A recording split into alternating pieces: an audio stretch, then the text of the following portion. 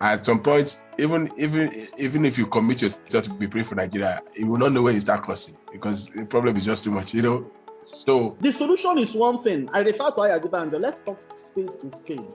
Nigeria has crashed. That's what I'm saying. Do you know that presently now, Nigeria is using 90% of its GDP to service loans? The solution is that let's restructure this country, take it back to federalism states. When we get there, it's not that people will die.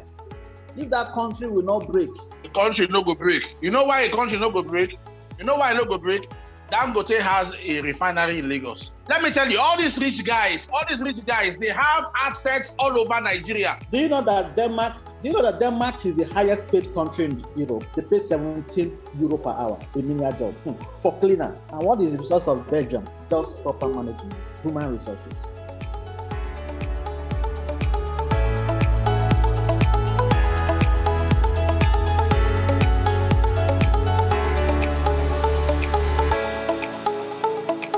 Hello. Welcome to another episode of Lost Lagosians. I'm your host, Brother Mike. Today we have a couple of Lost Lagosians on the show with us, and we wanted to answer a couple of questions about why there was a shortage and scarcity of oil in Nigeria in early 2022. So the months of January, February, and March started with that fundamental question, and it quickly shifted into everything wrong with Nigeria. There was an article published by Robert Rapier, a senior contributor at Forbes, dated March 13, 2022. And the title of that article is called "How Much of the Gasoline Price Surge is President Biden's Fault?" Now, if you look at the article, it talks about the COVID effect regarding the price of a barrel of oil in dollars. It also talks about Putin and the Ukrainian and Russian situation. Then it also talks about the Keystone Pipeline. So really interesting article. And that was kind of the premise of this episode here, to talk about, okay, what's going on in Nigeria? Why is there a shortage of oil? And how can that be fixed? You're in for a treat, because that simple question quickly metamorphosed into what's wrong with Buhari, the First Republic, dividing Nigeria through federalism, Pius Adebanjo, Bode Thomas, and also a comparison of some countries that are actually quite small than Nigeria, but in the Western world. So really interesting. I just highlights Nigerians are very passionate about their country. They love their country. Apologies for the background noise in the episode. Other than that, sit tight and brace yourself. It's entertaining, it's educative, it's informative, and I'm sure you're going to love this episode. Enjoy.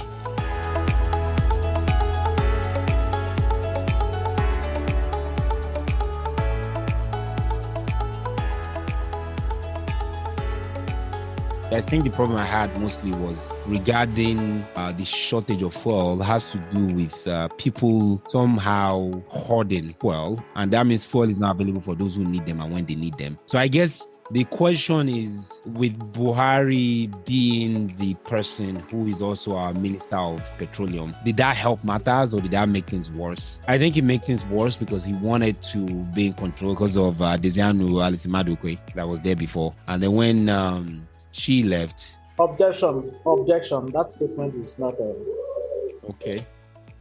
Why so? I thank God my decision of not voting for Buhari, and most of us in the Southeast, and some people that believe much in history, never regretted doing it. Buhari dethroned Shagari, and in 1984, Buhari assumed to the post of petroleum minister. So what Buhari did is not because of Ojoma Diekwe. Listen to me now. No, sorry, Alice Madueke, not because of Alice Madueke. Because he had experience, he was a No. Buhari was not experienced. When the last time Buhari was in power with Ideagbon, that is the brain behind his strides. And if you go back to history, when Buhari dethroned Shagari, we also had the recession. There was high naira fell against pounds. Economies also collapsed. He was only power hungry because of this Islamic mentality controlling power. December 31, 1983. So, but history is just such that Buhari was installed. It wasn't like Buhari, the military powers that be installed in. It's not like Buhari killed somebody or anything. the same Buhari then never changed. The bitterness and the gall of bitterness and hatred is still in him. I don't know if you got what I'm saying. What I'm saying is that Buhari was installed. Buhari did not unilaterally try to. So there was the officers. There was a coup by a lot of officers. When Buhari dethroned Shagari, I don't think Shagari was politically. No, sorry.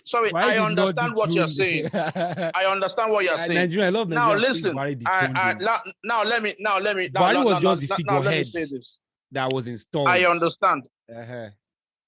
Now, what happened then was that the military hierarchy, that was the chief of army staff, the chief of general staff, the chief of naval staff, and the military hierarchy at that time decided to dethrone Shagari.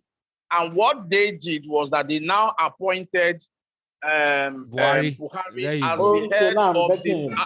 they now appointed Buhari as the head of the Supreme Military Council. Yep. You understand? Yep. So that was what happened. So he now, when he became that, and that was why they're able to appoint also a Muslim deputy for him in the name of Idi Agbon, who was also a Muslim. Now they luckily they stayed, or fortunately they stayed for 2 years. But they did a lot of damage to the Nigerian economy with that 2 years. They did damage. The person was during the coup, it was Brigadier Ibrahim Bako. There was a guy that was killed. Even that one was not supposed to be killed. They didn't plan on killing him because of the 1966 coup. They had the experience of what happened, so they didn't really want to kill anybody. It was supposed to be peaceful removal. Because Shehu Shagari he didn't help the economy. He didn't help the economy. They just wanted to switch. Not that he didn't help the economy. Please, the thing that one of the reasons why when Buhari made his statement, the reasons why he gave for the taking over of power, because definitely he has to now own the whole thing, is because because of corruption. Clean clear. That was just the thing. At that time, yes, we had corruption. When politicians are in power, definitely you will have corruption. But I'm sorry to cut you short. Buhari will always use one technique because of corruption. And when he gets there, he's much more corrupt than people he overthrown. That is exactly what we are experiencing now. And he still repeats it since 2015. Buhari is a corrupt man to the core. I from what I am seeing, I can tell you, I can say that yes, I can agree with that statement. Do you know that because the Kiaris has been the one in charge of petroleum all this while? Kiaris. Yes. About Kiari police, the Kiaris central bank, the Kiaris petrol.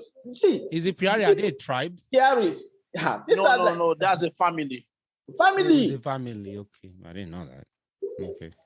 So when we're talking about self-certainty, if we expect Buhari to do anything, we are okay. Imagine Buhari 7 years is still referring to that's what PDP did.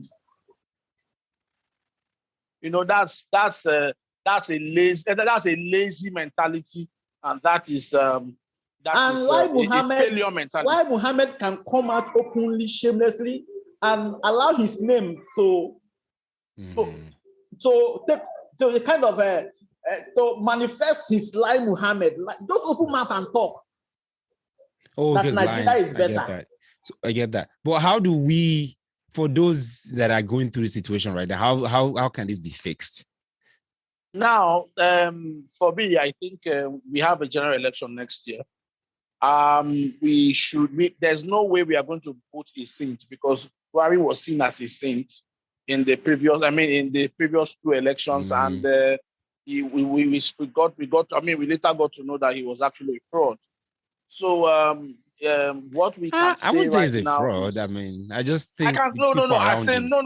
It's not a matter. No. Please, don't use that tactic that politicians use. People around him. That's crazy. You see that the guy doesn't have a who put him there? Who people around him? He put those people around him. He appointed those people around him. I think you are talking. Maybe you've not been in power before. Wait, are you benefiting from this regime? Oh, I'm not. I'm just saying when you're in power, let's be objective. When you're in power, we are talking. If you want to know what is objective view, there are three men I respect in Nigeria. One, the oldest politician, Ayo Adebanjo. Go and listen to him. 2, Bode George. Go and these are elderly men who were in the First Republic, Second Republic, Third Republic, Fourth Republic. Go and hear these men. They are crying. Tayo Adebanjo is about 92 or 94 now. How about OBJ? Who is OBJ? My brother. Please, let's not go there. Let's not go there. Hey, he brought the first GSM to Nigeria. I mean, Hey. Leave that still. All of us, me, you, see me, no, Obasanjo. The problem we in cause. If the foundation, do you know how much billion Obasanjo got in the name of fixing power? Do you know how that Otta farm? Do you know that Otta farm got missing? Otta farm was no, not missing, mismanaged. Otta farm was hijacked. You know, time of Awolowo laid the template of agriculture. Feed the nation. Otta farm, Obasanjo hijacked Otta farm from government, turned it to his own. Presently now he owns a very large chunk of acres in Benue. Yes, farming. Exactly. He has a mango farm in Benue. I can confirm that. See, listen, leave up Obasanjo. That man is deadly. Yeah, but our farms, I mean, I honestly didn't know Otta. I didn't know the background. They will say, you know, at his hill, Otta Farm Hill. But apparently, no. There's no Otta Farm Hill. Though. Which hill? Which hill? That's his residence now. How can a farm be on a hill? Do you know that as we are talking now that the power grid has collapsed? There's no power in Lagos and the power grid for a week that's collapsed up to information, Mr. Man. You know too much. It's connected now. I'm on Gen now. I'm actually on Gen now. So okay, yes, that's true. Okay, thank God. Wow, that's confirmation. Yeah, I know the grid has collapsed. And you know, let us call spade a spade. It's not a garden spoon. Politicians have nothing to offer. When you listen to Professor Patuto, people that study political economy, Nigeria has not actually gotten who will be the power. Who has this thing? Please, the last interview of Pa Adebanjo about a week ago, go and listen to him. Pa Adebanjo. This man is 94 years. He said, God is keeping him to put something in order. See, this man says something. If it is enshrined in the constitution of PDP that let's rotate, and you ask them, how did they come about the rotation policy of PDP? For the spirit of oneness, yeah. Nationhood, fairness, and so on. Yeah. Adebanjo said something. I'm talking here because I remember when I left Nigeria, I was a member of National Conscience Party, Ghanaian Fawayimi. Ghanaian Fawayimi, yes, NCP. Or it has been registered. So that one that has two eyes. That party. Well, Ghanaian Fawayimi has a statue now. He has a statue somewhere in Lagos. You know something? We know now. We know that's, but you know, we understand. We know that. Yeah, the reason why, but people fail to, if you can listen to history, you will know where we are coming from. When 2014, when the North were when they're campaigning, Gambo said something. He said, the power will come to the North and we will not drop it again. Are you listening to me now? Now, do you know the last meeting they had in Benue Lodge, headed by Otom? They are throwing tickets open. Then somebody tell them that it is time for the Southeast, not just South, to hold power. It's time for the Southeast, and you are turning it. That Tayo Adebanjo said something. Who among the present political aspirants can stand the aspirant from the Southeast? Did you take time to look at the CV of Peter Obi? Did you take time to consider the CV of Mogwelu? Yeah, Mogalu. Mogalu. Did you take time to look at his CV? Can I say something, guys? Yes, please. Yes. Sorry. Let's now talk about solution, because if you spend time to list all the problems Nigeria have, it's too much. It's too much. You know? We can't even finish it. You can't finish it. Good point. At some point, even if you commit yourself to be praying for Nigeria, you will not know when you start crossing, because the problem is just too much. You know. So, you pray, but don't cross. You will pause. You will start crossing. You talk about solution now. Yeah. The last, I'm sorry to chip in something. Dangote just built his refinery in the new free port of Lagos. Yeah. Free trade zone. And that free zone, look at the strategic location of that refinery. Number one, Dangote will export, they will give him tax waiver, uncontrolled and unchecked. Two, you see that refinery is meant to produce fertilizer and to self-sufficiency of energy. It has started producing fertilizer and he has started exporting to Argentina. Now, do you know that refinery, mark my word today, will not be of benefit of a common Nigerian? Why is that? They say that we need the refinery. Nigeria is having a very severe famine. From now till next 2-3 years, hunger in the north will be so much. And we need that fertilizer, but it is now being exported outside. Now, they say that with that petroleum, even the World Bank and Economic something commended Nigeria that one will cushion Nigeria reliance on foreign something. Do you know that Dangote is selling that oil based on dollar level for Nigeria, not in naira? I don't understand your point. So what you're saying? Refinery oil from refinery in that place is being sold to Nigeria on dollars. In dollars, in the level of international market rates. Yeah. So your point is a solution. The solution is far. Nigeria is a cash cow for the great matter. Every day saying Nigeria is borrowing money. Buhari have just submitted what to borrow now. Who is borrowing Nigeria among themselves? Who is borrowing the government? The solution is one thing. I refer to Ayadibanjo. Let's talk spade is spade. Nigeria has crashed. Okay, hold on. Let me process that. Let's process. So what you're saying is that even the wealthy cannot borrow Nigeria money. They are enslaving the population. Look at the level of the high level of inflation. The high level. I don't agree with that statement. Why don't you agree? Hold on. Why don't you agree? I don't agree because this it's true that the president actually talked about a $7.4 trillion loan that he wants to get. But it's Naira, please. Naira loan. But he's going to be sourcing that from about 72 to $74 billion. Yes, so that's what he's going to be getting it from domestic sources, not foreign. That's what I'm telling you. The rich men in Nigeria, they're not domestic. That means that it's Nigerian businessmen and the banks that are going to be borrowing government money. And that's what I'm saying now, but you are saying that nobody wants to borrow Nigerian money. No, you don't understand me. I say that those that will borrow Nigerian money, I see among themselves, not that nobody wants to borrow Nigeria. They are borrowing themselves. That's what I'm saying. Do you know that presently now, Nigeria is using 90% of GDP to service loans? Last week, the last reports. Okay. You know what? Yeah, I think you have made valid points. One of the main problems that we have that we need to address immediately is the cost of running government is too expensive. It's too expensive.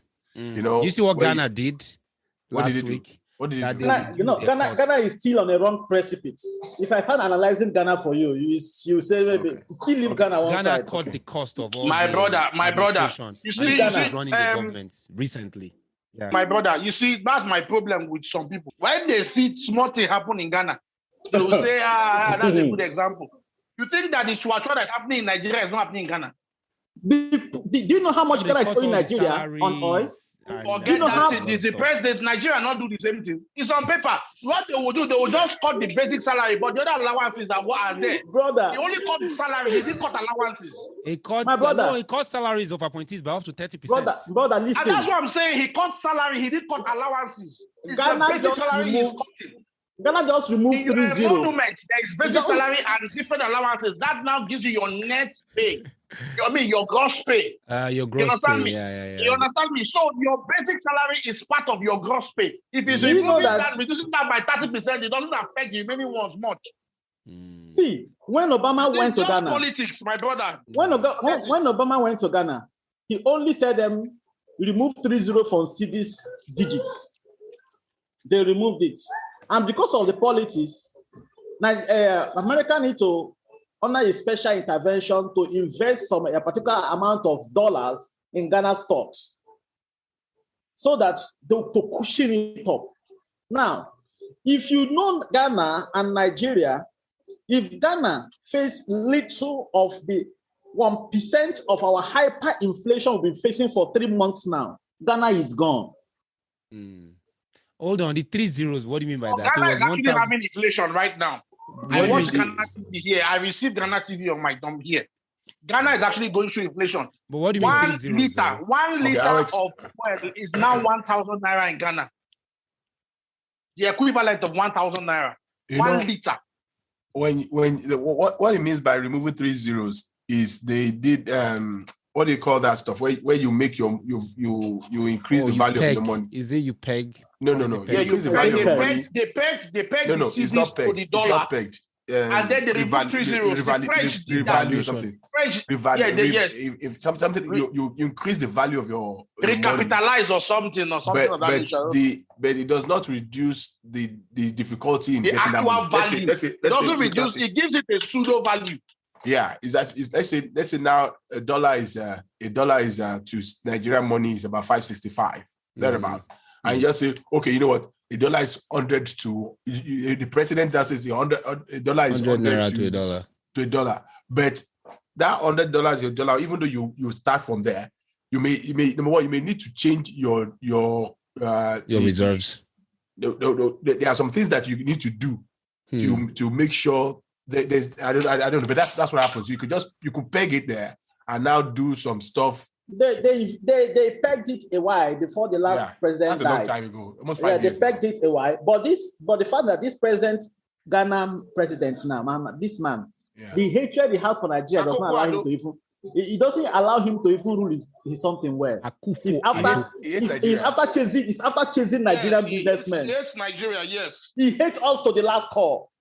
Okay. He hates us to the last call. So, back to the solution that we're talking about. The solution is that let's restructure this country.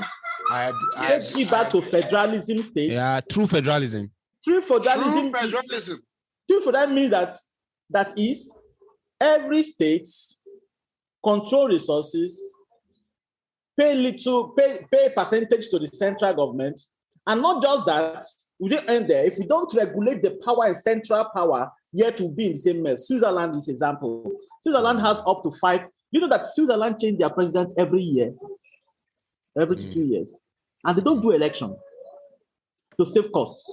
They know that this is after Switzerland, the most peaceful in Europe. They don't do election. They don't make noise. Very clean and one of the most beautiful. They said in this year, or 2 years' time. One of the most expensive countries in the world. Yes, and they don't use euro, they use Swiss franc. That Swiss franc is higher than dollar.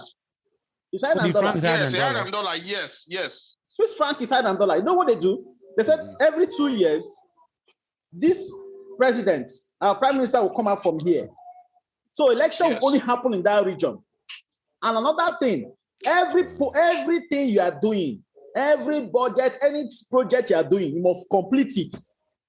In that period before the power shifts. Wow. Switzerland is one of the most. So if Nigeria should go back to federal system, whereby this power, the people in the center will be rotating.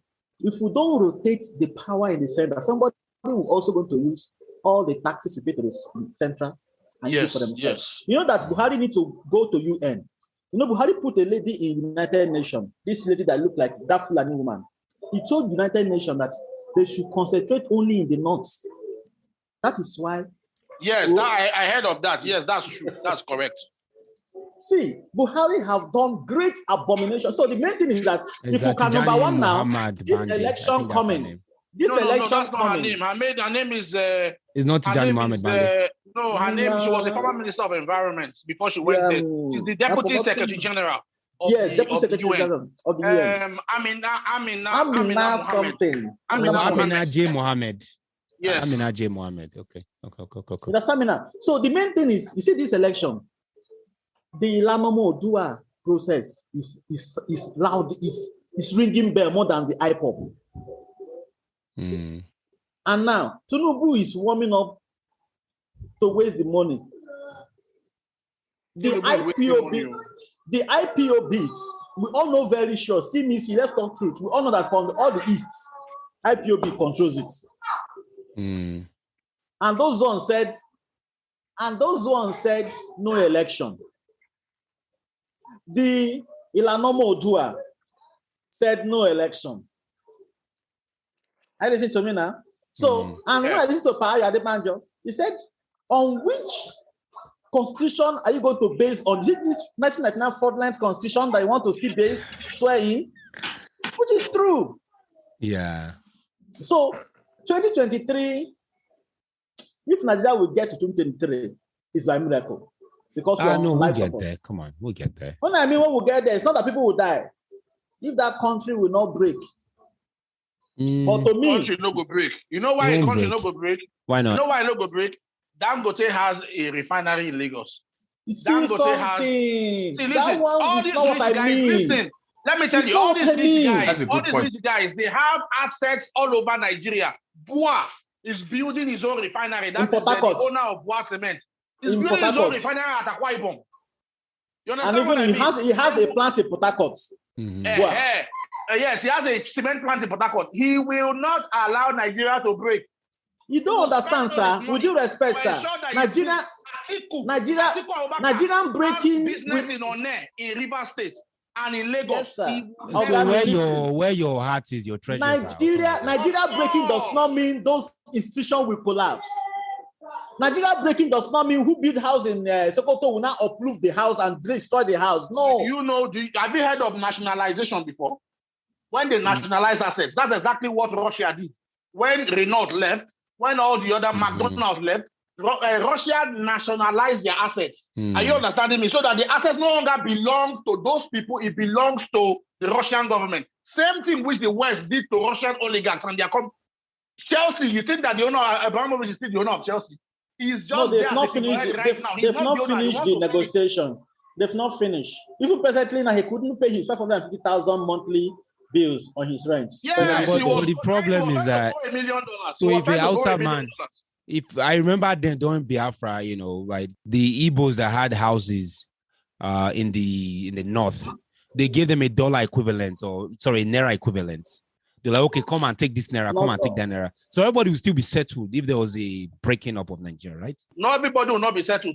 My own grandfather had 2 houses in Port Harcourt. I dare not, and my father never dared to go there to go and say he wants to reclaim the house. The Ikwere man will use cutlass and cut your head. They took over the houses of people in Port Harcourt. Even house in Abuja is not safe, they break. Okay, no. Have you invested? It will not happen. It will not happen. Abuja is central. Abuja is central. No. We should not deceive ourselves. Is that somebody waking up now? Somebody waking up and tell us that Lagos is a no man's land. No. We all know very well that Lagos is from south. Somebody coming and say Port Harcourt is no man's land. We all know that Port Harcourt is Igbo land. Yeah. Abuja is the north. Yeah, good point. So Lagos is no man's land. Yeah. Come and say my father is an Igbo man. They took his Ikwere man took his house. That was then. Port Harcourt is not Igbo land. No, Port Harcourt is not Igbo land. Okay, let me ask this question. Let me ask this question. If Nigeria was supposed to break, tell me how it's going to break. How is it going to break into regions or is it going to break into states? Because states, all the states, except for Lagos and some few ones, are not self-sustaining. So how would it break if Nigeria break? If you say that state cannot sustain because the current system is not giving them ability to sustain. After Lagos, Ogun State is another richest state again. But what about Cross River? See, when Nigeria go into federalization, each state in Nigeria has the capability to sustain itself. Each state, I bet you differ. Let me say something. Not our state. That one I reject. You see all the not where Nasarawa State. Yeah. Nasarawa State is full of gold, though. Nasarawa State is full of gold. You see, all the northern states, they have solid minerals that can sustain them. Zamfara, the problem in Zamfara right now is because of gold. Those bandits that are seeing that came out of Zamfara, it's because of gold. See, every state can sustain itself. Because of gold. Every state can sustain itself. You have to work towards it. Every state can sustain itself. And some chose to do things for themselves. So I think the solution, just to kind of bring things back. The solution is just that go to through federalism, select the right interim though between now and 2023. Are we going to tell people that are queuing for fuel to go to true federalism? But talking about the things that occurred or that caused the fuel scarcity, number one, we had an issue of bad fuel that was imported by the federal adulterated fuel. By adulterated fuel. Buhari refused to prosecute those persons. Buhari refused to prosecute them. Through a company that was importing fuel for NNPC. Now, those guys bought rejected fuel from Europe, from the Netherlands and Belgium. At a discount, probably. At a discount, a high discount. And they brought it into Nigeria and they didn't test it when they got there. Because of, Oga get them. And at the end of the day, enter into a system and spoil different cars. They promised to compensate those cars. I was just wondering, those who had cars that were destroyed, I was just wondering. I said, that's bullshit, because how are you going to do that? You understand me? So, and any funds that are allocated to that are going to be stolen, clear. So now, that now created, a need to mop up the system, because this bad fuel had entered into the system and they needed to mop up the system. You understand what I mean? Right. There was now a scarcity. Now, this scarcity now metamorphosed into a different thing. You understand me? Marketers now saw it as an opportunity to be able to make money. So even when they had good fuel, they refused to release. And they were they were smuggling outside Nigeria. They're benefiting from the crisis. And they were benefiting from crisis. Black market, yeah. Until, I think a month ago, or 3 weeks ago, or thereabout, when the federal government agreed to increase freight rates to 25% for the National Union of Road Transport Owners. That was when fuel scarcity stopped. So they needed some financial gain from federal government, and they got it. And that was why it stopped. Thank you all. I think we just have to keep praying for Nigeria. We have to hope for the best. I know, we have to pray for the peace of that country. Hopefully we'll make it to 2023 and beyond. And we will. I think we will too. Nothing will happen. I believe we will, yeah. We will. People will see their life. Some that remain will see their life. Yeah. And that's the thing about leadership, do we have real true leaders? When they are voting in 2023, yes, we should try and vote for real leaders that can actually affect change. And there's something about the older ones where they're like, oh, these guys are too old. How do you expect that kind of grandpa to be able to make such a big change? Sorry, sir. Do you know that the present Prime Minister of Canada was a boy when Buhari was the former president of Nigeria? Of course, yeah. I don't doubt that. But also, Joe Biden is actually a 70-something-year-old man. Yeah, please. That's true. That's true. We can make the example, Age does not matter. In as much you have something to offer. If you don't have a brain, you don't have a brain. That's it. If you don't have a brain, you don't have a brain. If you have a cam on your brain and you're drinking, that's what I'm saying. Now, if you don't have a brain, you don't have a brain. Does age prevent you from making right decisions? Age doesn't prevent you. And love for your people. Love for your people. Founding fathers that make huge changes in America. Some of them were very old. So brain or no brain, you can be stupid, but just have love for the people. What is paramount is a good heart. If you have a good heart, love for your people, good heart and love for your people. That's all. In fact, that's even more than love for your people. Because the brain doesn't come from him, it comes from his advisors, the people around him. So if they give him, you tell me what's the implication of this on these people? What's the implication on them for the next 1 week? Policy changes. Can they eat? Can they feed? What's the implication in 1 month? Can they feed? That's what the question needs to be asking. Give me the result. Say, these people are not going to be able to eat. They know. Do the other one because UN, United. What's that health organization? UNICEF. Okay, he said the wealth of a nation is not based on its resources, but it's based on the well-being of its people. Yes. So that when people actually look at it as the wealth of my nation is the well-being of the people, then you see changes. But we don't have that yet. Absolutely. Yeah. Do you know that Denmark is the highest paid country in Europe? They pay 17 euro per hour. A menial job. For any job. For cleaner. Wow, yeah. And what is the resource of Belgium? Just proper management, human resources.